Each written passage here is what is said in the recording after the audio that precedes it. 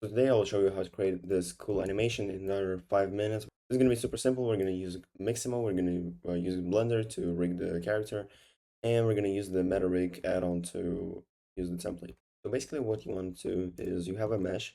This can be several meshes like I have here because I have different clothes, but let's just focus on the main mesh right here. You want to rig it, right? So you create a new armature. It can be a human meta rig, or you can create your own armature. If you want to use the default meta rig, you can enable in settings, in preferences right here, add-ons, and here's the rigify add-on. Just enable that, and now you will have the option to create a new armature human meta rig.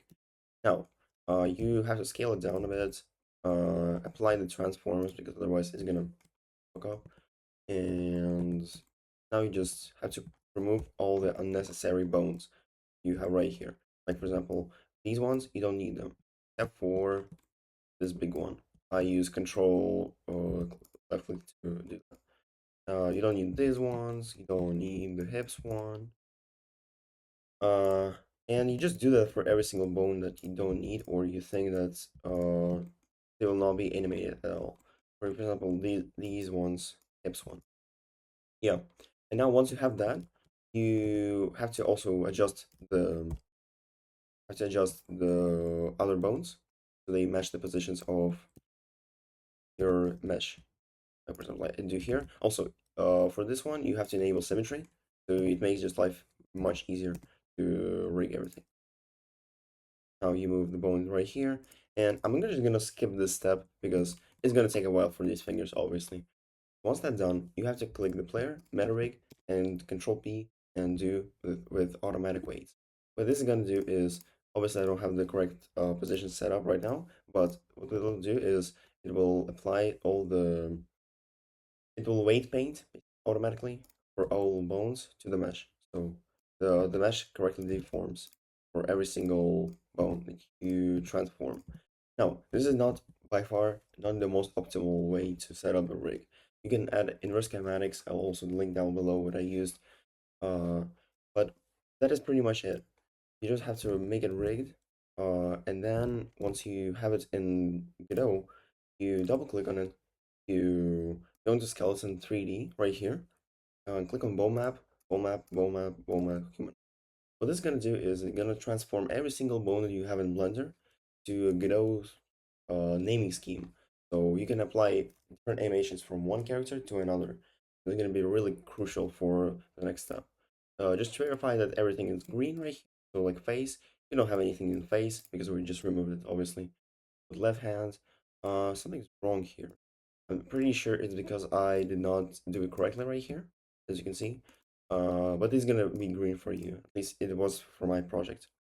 Now, click the re-import, and what it is gonna do is hopefully not crash. But I'm using the unstable Godot 4.3, so this is expected. Sometimes things happen like this.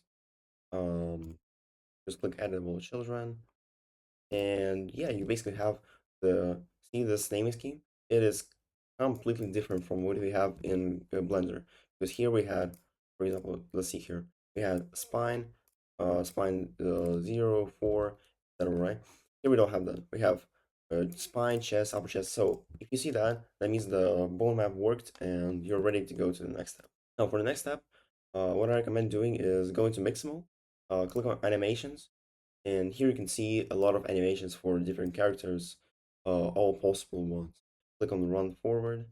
I know this one, maybe this one will work fine. Yeah, it looks fine.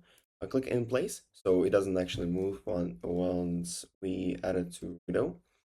Make sure to select it without skin, so your file size doesn't get completely ridiculous.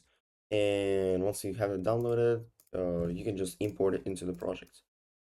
Now, double click on that. Same thing as we did with the character, bow map, humanoid. And here, as you can see, it's green all in all places. Fine. Now, click re-import. And last thing we have to do for this file, because this is just not an actual model, but it's just an animation. We can go into import tab, import as animation library. Click re-import. Now, this character is not going to have any animation players in it because we don't have a single animation. So what I usually do is either I just create animations myself because at some point you will have to do it. or there's some other way to forcefully enable it. But basically, what you have to do is click new, click A to select everything. I just create a key point, push down. This is done from Dope Sheet Action Editor. Click save, and now you have the animation player. Cool. Now, you can click animation, manage animations, load library, and here you can select the run forward animation from Mixamo. And look, would you look at that? We have the animation. Obviously, I have the close on it, so we can just hide all of that. But yeah, you already have the animation. You can click on the cycle one. It is embed in another scene, so you can double click on that.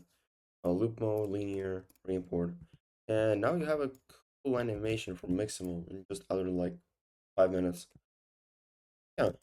So let me know what you think down below. That's pretty much it.